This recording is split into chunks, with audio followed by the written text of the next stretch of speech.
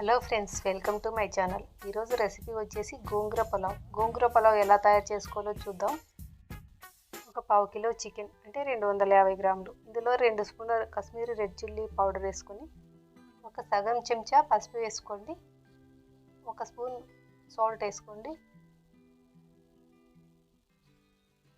1 spoon garam masala వేసుకోండి, 1 spoon అల్లం వెల్లుల్లి పేస్ట్ వేసి 2 స్పూన్ల ఆయిల్ వేసుకోండి. ఇది అంతా బాగా కలిపి పక్కన పెట్టుకొని 2 పెద్ద కట్టల గోంగూరను ఒలిసి పక్కన పెట్టుకోండి. స్టవ్ మీద ఒక ప్యాన్ పెట్టి అందులో ఒక 4 స్పూన్ల ఆయిల్ వేయండి.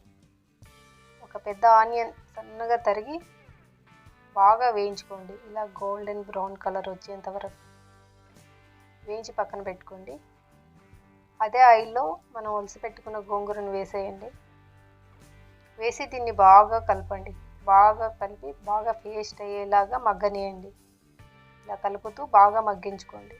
అలాగే వదిలేస్తే అడుగు పడుతుంది. అందుకు బాగా కలిపేసి మొత్తం పక్కన తీసి పెట్టుకోండి. అదే ప్యాన్లో మళ్ళీ ఒక 3 స్పూన్ల ఆయిల్ వేసుకోండి. అందులో ఒక 5 లవంగాలు వేసేయండి, ఒక అనాస పువ్వు వేసేయండి, కాస్త రాతి పువ్వు, ఒక 5 యాలకులు, చిన్న బిర్యానీ ఆకులు 2, 1 ఇంచు దాల్చిన చెక్క, 1 స్పూన్ షాజీరా. వీటిని ఆయిల్లో కాస్త ఫ్రై అవ్వనివ్వండి.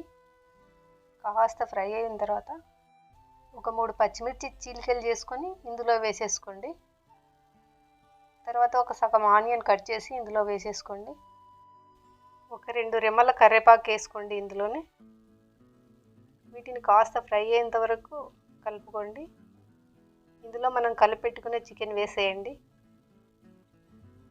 చికెన్ కాస్త మగ్గనివ్వండి. ఇందులోనే కాస్త ఒక 2 నిమిషాల దాకా కలుపుతూ ఉడికించుకోండి. చికెన్ని ఒక 2 నిమిషాలు ఉడకనివ్వండి. ఇలా 2 నిమిషాలు ఉడికిన తర్వాత ఇందులో ఒక పితికెడు పచ్చి బఠానీలు వేయండి. ఇవి కాస్త మగ్గిన తర్వాత పేస్ట్ చేసి పెట్టుకున్న గోంగూరను తెచ్చి ఇందులో వేయండి. ఈ గోంగూర మొత్తం చికెన్ ముక్కలకు పట్టేలాగా బాగా కలుపుకోండి. ఇది ఎంత బాగా చికెన్ ముక్కలకు పడితే అంత బాగుంటాయి చికెన్ ముక్కలు. గోంగూర మసాలాలు మొత్తం ఇలా మొత్తం పట్టేలాగా కలిపిన తర్వాత చూడండి, నేను 1 గ్లాసు బియ్యం తీసుకున్నాను, సోనా మైసూర్ బియ్యం. అవి కడిగి పెట్టుకున్నాను.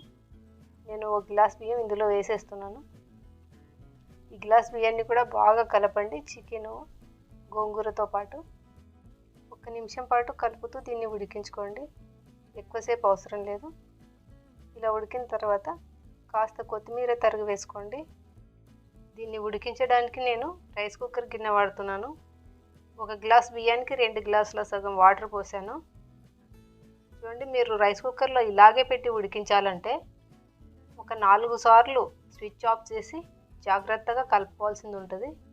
ఎందుకంటే మనం గోంగూర పేస్ట్ అది వేసాం కాబట్టి ఖచ్చితంగా అడుగు పడుతుంది, పోయి అడకన కూర్చుంటుంది. ఇది రైస్ కుక్కర్ స్టాప్ అయిపోతుంది. అందుకోసం మీరు 4 సార్లు స్విచ్ ఆఫ్ చేసి కలుపుతూ ఉండాలి. చాలా జాగ్రత్తగా చూస్తుండాలి. అలా చూస్తేనే రైస్ కుక్కర్లో పెట్టుకోండి, లేదా ఇలా నార్మల్గా స్టవ్ మీదనే ఉడికించుకోండి, ఏం పర్వాలేదు.